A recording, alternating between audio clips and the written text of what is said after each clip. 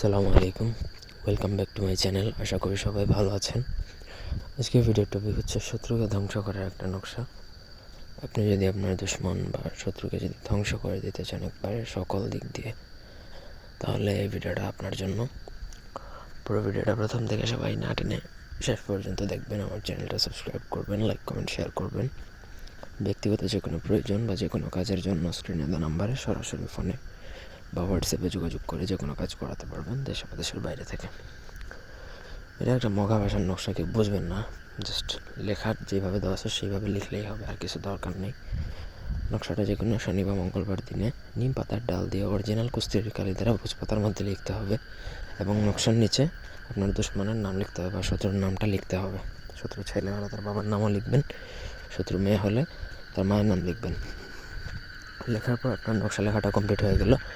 তারপর আপনাকে সেই নকশাটা আপনার নিজের কাছে রেখে প্রত্যেক দিন সেই নকশার উপর 21টা করে জুতা দিয়ে বাড়ি দিবেন। ঠিক আছে? এইভাবে আপনাকে 7 কার্য দিবস মানে 7 দিন করতে হবে।